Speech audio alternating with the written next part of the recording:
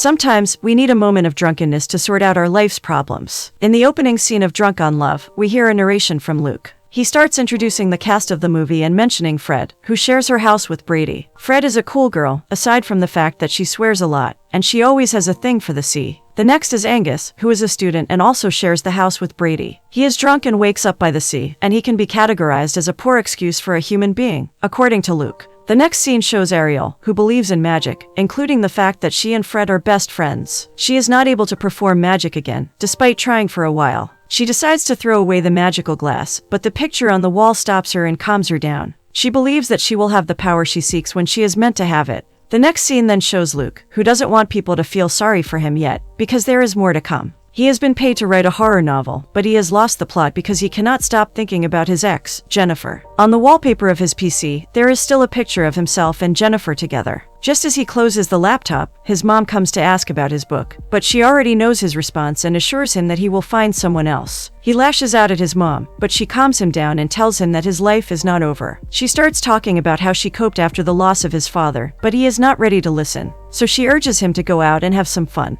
Another location shows us Brady. He is with a lady, Susie, whom he spent the night with, but he looks confused upon seeing her. She sings and dances to seduce him, then later starts talking about him, introducing her to his parents. This is not the kind of talk he was expecting, because she is simply a fling to him, so decides to leave. She opens her robe trying to seduce him to stay, but instead, it makes him run away faster from her. Fred gets back home with the big fish she got from the sea. While trying to open the door and enter, drunk Angus collides with her and climbs over her while she is on the floor. He goes to his room, which looks extremely rough. Fred, on the other hand, goes to the kitchen with the fish and drops it inside the sink, before heading to the cabinet to pick up an envelope. The envelope has a card inside. Just when she is about to write inside, her friend Ariel then shows up, saying she knew it, and is excited that she will finally be confessing her feelings. Fred wonders if it is a bad idea, but her friend thinks she can have a fling before going far away. However, it is not just a fling, she is serious. Angus enters looking for something to eat. He finally sees it and is about to leave, when Fred asks about Brady. He tells her to guess, which makes Fred a bit angry, because she knows he will probably be with another woman. Luke, on the other hand, is trying to set up an online dating account for himself so he can find ways to replace Jennifer in his thoughts. He starts describing himself, but he is not satisfied with his description. His mom interrupts him, asking him to give Jennifer a call since it is Valentine's Day, so he can take her out for dinner or something.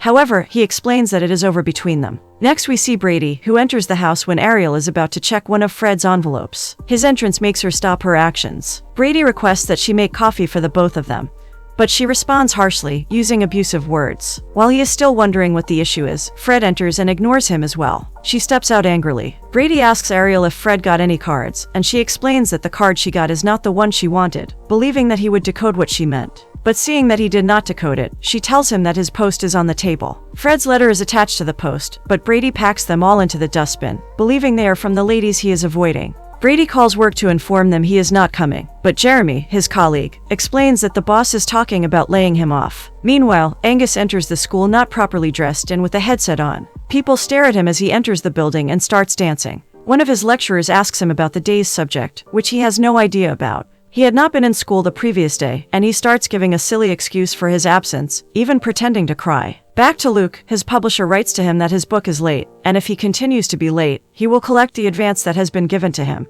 He sees an envelope on the table, and this brings joy to his face. He thinks someone has eventually sent him a Valentine's card, only to open it and realize that it is his mom, which makes him angry and sad. In the next scene, Fred is cutting fish at a cafe. The magazine by the wall shows a lady whom she starts comparing herself to, and begins to rehearse the way she will express herself to Brady. Meanwhile, Brady is somewhere in the bush, drawing Fred. He receives a text from Luke, and they start exchanging messages. Luke realizes that he is not going to work for the day, so he invites him over for breakfast. A few minutes later, Brady is at the door. Luke's mom opens the door for him, and she starts talking in a seductive way, making him uncomfortable. She asks for a kiss on the cheek, and while he tries to kiss her, she switches to her lips to make sure they kiss, but he stops the kiss and runs to Luke in the kitchen. She enters to give her son some money before leaving. While heading out, she smacks Brady's butt and wishes him a happy Valentine's Day. After she leaves, they decide to step out to eat. They both sit in a cafe, where they order what Luke calls the English breakfast. After they are done with the food, Luke wants to go to the library to continue his book, but Brady refuses and instead takes him out to the top of a hill, where they sit down to enjoy the view. Brady asks about his book, and he explains that he is still having a block, and that he feels like giving up to get a real job. However, when he starts complaining, Brady also complains about his aspect of having a job, and how things can be frustrating despite being an insurance salesman.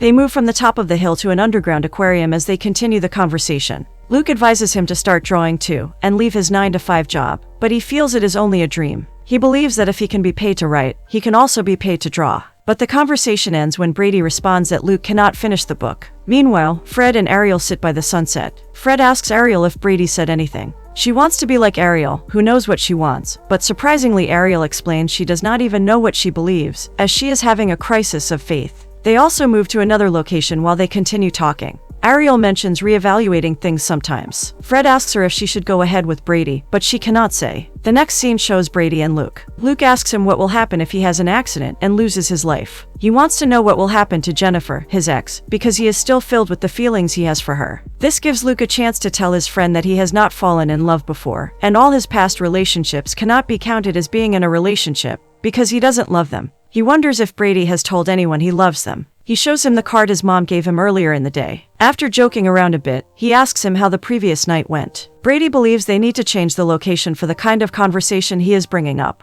They decide to go to the pub, where most British people socialize. They enter and order as usual. The bar waiter asks them about the issue bothering them. Brady makes a joke about Luke receiving Valentine's Day cards from his mom, but he reveals his issue is writer's block. While joking around, Luke gets angry and steps out with his drink. Outside, he starts seeing the image of a scary creature, but just as the image hides, Brady comes out, which momentarily scares him. Brady explains that he does not remember the specific details of the previous, but he knows that he woke up with a sexy, crazy girl riding him. However, her craziness is a turn-off for him. He is tired of having many girls and having one-night stands. This surprises Luke, because it is unlike him. He then reveals that he has fallen in love with someone. Luke laughs at first, because he does not believe him, but after a while, he notices he is indeed serious. Brady tells him it is Fred. This surprises him, as they have been friends since they were young, and she will be leaving soon. Brady is thinking of how impossible it is for her to feel the same way about him. Meanwhile, Fred is listing all the things she sees in Brady that make her love him to Ariel. Her friend advises her to tell him how she feels before leaving. However, Luke and Brady have moved to playing a game. Brady advises Luke to get back out there to find love and move on. He believes that his ex does not like him, and she was only trying to see if she could control him to do all the things she wanted. Just when they start playing, the girl Brady was with comes to the pub. Brady tries telling her he is not interested in her, but she keeps brushing things off and mentions she will cook dinner for them. He insists that it is over between them, but she does not accept it as she steps out of the pub. The next scene shows Luke trying to ask a lady out and collect her number. The lady gives him her number, but the excitement from Brady is cut short when he realizes the number is for him, as the lady is not interested in Luke. Since Brady is no longer interested in women, Luke tells him to rip up the paper the number is written on. While he is celebrating, a colleague from work, Jeremy, sees him and takes his picture. He threatens to show the boss before leaving them. They decide to get a drink. They also call Angus, who is sleeping in class, to join them. Angus leaves the class immediately. They also invite Ariel and Fred over to the pub. Some moments later, Brady and Luke get back to the pub, and they meet Angus, who is already waiting for them with drinks. They start drinking on their shittiest day ever. Brady asks Luke how many girls she has slept with, but he hesitates to answer and reverts the question to him. After a few debates on who to start with, he starts mentioning the names of the girls he has slept with. Luke stops him after he has mentioned several names. They make fun of Luke after realizing that he has only been with Jennifer. However, Brady is jealous of Luke, because at least he had something genuine.